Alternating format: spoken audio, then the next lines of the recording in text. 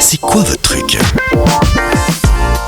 Roxane, souvent ignorée par les médecins malgré ses douleurs, se confie pour la première fois sur scène.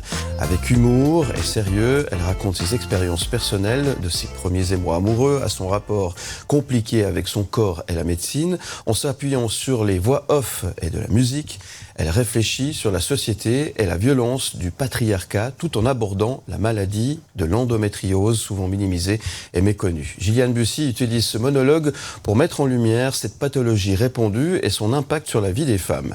Gilliane Bussy, bonjour, vous êtes comédienne mais aussi conteuse, metteur en scène, auteure, professeure de théâtre et animatrice, et vous êtes mon invitée ce matin pour parler de théâtre et de ce seul en scène que vous nous proposez de voir du 14 au 27 juin prochain au Théâtre Poloff à Lausanne. C'est votre pièce, Gilliane Bussy, avec vous sur scène, et ça a été mis en scène par Karim Slama, qu'on salue au passage. Bonjour Gilliane. Bonjour. Comment ça fait drôle d'entendre parler de ma pièce, qui a tout un autre style de mon ancienne pièce, Bout de ficelle, qui passe en arrière.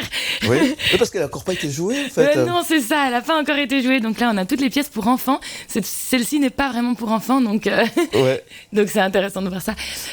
Bonjour. Bonjour. Je suis contente d'être là. Mais ça me fait très très plaisir. Alors on se tutoie dans la vie normale, Oui. On va continuer de se tutoyer. Ouais, c'est super. C'est plus simple. Effectivement, alors on a quelques images de toi dans un autre exercice. Là, c'est un tout autre. C'est une pièce incroyable, un seul en scène. En plus, c'est pas forcément. Non, facile. c'est mon premier seul en scène. Ouais. En plus que j'ai écrit moi, donc c'est un défi de le mettre en scène, de le faire mettre en scène par Karim Slama. C'est aussi quelque chose parce que lui, il a sa vision à lui. Pour moi, c'était important pour parler d'endométriose, qui est un sujet qui parle de femmes, de problèmes de femmes, d'avoir un homme qui met en scène. Je trouvais intéressant. Justement, c'était ma première question. Pourquoi pas avoir une femme pour parler d'un sujet qui est finalement compliqué à comprendre pour certains hommes? Et ben voilà, justement, c'est parce que c'est compliqué à comprendre pour certains hommes. Et du coup, pour moi, c'était important que ça soit compris par toutes et tous. Et donc, d'avoir un homme avec sa vision à lui pour mettre en scène. J'ai aussi Simon Labarrière qui aide pour la direction de jeu. Oui. Donc, c'est vraiment... Et Jérôme Bor, en plus, qui fait de la musique. Donc, c'est un peu une équipe de garçons, d'hommes, comme ça. Mais pour moi, c'était important d'avoir cet équilibre-là, étant donné que moi, je suis vraiment dedans. Je sais ce que c'est. Je comprends le personnage de Roxane, et du coup je voulais vraiment avoir des gens qui ne comprennent pas.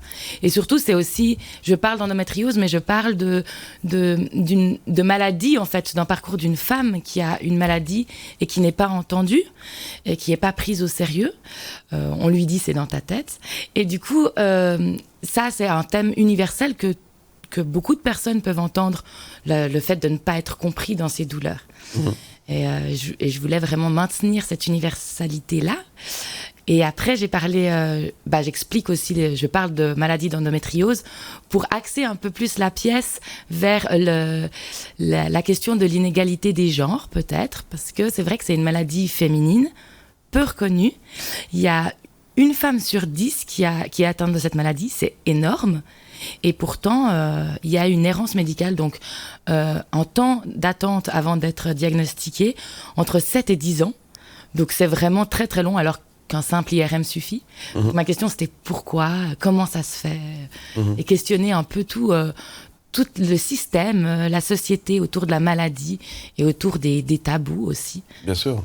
Parce qu'il y a beaucoup de tabous effectivement autour de tout ça, et c'est vrai qu'on n'en parle pas assez de cette maladie. Mais en tout cas, de l'amener dans le cadre d'une pièce de théâtre, c'est toute une démarche qui n'est pas si simple que ça. C'est qui cette fameuse Roxane? C'est un personnage imaginaire ou c'est une personne qui existe? Alors cette fameuse Roxane, c'est à peu près une vingtaine de femmes, je dirais, qui sont venues vers moi. Enfin, j'ai récolté en fait plein d'interviews, plein d'histoires de plein de personnes différentes. Je les ai mises dans un bocal, j'ai mixé le tout et j'ai créé Roxane pour avoir en fait l'histoire de tout le monde et de personnes à la fois. Pour moi, c'était important de m'appuyer sur des histoires vraies.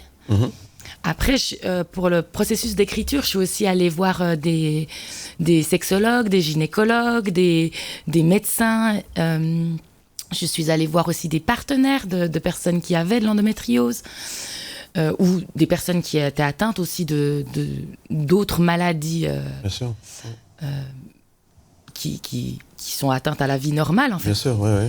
Et j'ai vraiment pris beaucoup d'interviews. C'était le gros de mon travail, c'était ça. Et après, j'en ai fait une histoire avec un début, un milieu, une fin, avec de l'humour, avec parfois un peu plus de sérieux. Et voilà. Et un gros travail de recherche avant. Hein. Oui. Finalement, l'écriture de cette pièce, ça a dû prendre énormément de temps ou... Ça m'a pris... je l'ai écrit en 3 ans à peu près. Alors, j'ai pas écrit pendant 3 ans non-stop, 8 heures par jour. Mais c'est vrai que le temps de rencontrer des personnes, d'écrire un passage, de revenir, de s'y reposer, de retourner après pour relire le passage. Entre la première pièce que j'ai écrite et la dernière pièce, c'est plus du tout, c'est 2 pièces différentes. Et c'est super parce qu'on peut voir comme ça l'évolution. Et après, dans le jeu, dans les répétitions, avec Karim Slama, on continue à corriger 2-3 choses, à bouger un peu des blocs et tout ça. Et c'est assez intéressant, c'est la première fois que j'ai autant de liberté avec un texte, en fait. Et ça permet des choses, l'imaginaire complètement folle. On est libre de tout, en fait. Et ce choix de se retrouver seul sur scène pour parler d'un sujet assez compliqué, hein, quand même, c'est une volonté aussi pour toi? C'était pas une volonté première, mais la pièce, finalement, s'est retrouvée à suffire avec une seule personne. Après, alors je dois avouer, je suis seule sur scène, mais je suis pas seule en jeu parce qu'il y a le technicien qui fait un gros travail, un homme de nouveau. Et les voix off. Exactement. Hein, ça, la musique, pour les voix off, et les musiques. Et donc on est vraiment en duo ensemble. Même si je suis seule, moi sur scène, on joue vraiment ensemble pour être connectés, pour qu'ils puissent envoyer les musiques et les voix off au bon moment. Et j'ai tous les personnages qui m'entourent, ma maman, mon papa, le médecin. Les médecins, les meilleurs amis. Qu'est-ce que tu espères comme retour et réaction du public, justement, par rapport à... Ouh, ça, c'est une question dangereuse. C'est dangereux, mais... Qu'est-ce que j'espère? Il y a une attente, un petit peu, quand même, ou pas? Je pense que... J'espère, en tout cas, que ça bouscule les gens, que ça questionne les gens. En bien, comme en plus ça profondément. Enfin, que ça... Alors, c'est pas de la prévention, mais oui, j'aimerais... En tout cas, un questionnement en se disant... Mais, voilà, là, c'est un cas de figure, un exemple, en fait, de ce que l'inégalité des genres peut faire vraiment sur la santé des personnes. Et s'ils ressortent de ma pièce en se disant... Mais qu'est-ce que c'est cette maladie? Mais pourquoi? Mais comment? Ça, c'est déjà gagné. Qu'est-ce que ressentent les femmes, vraiment?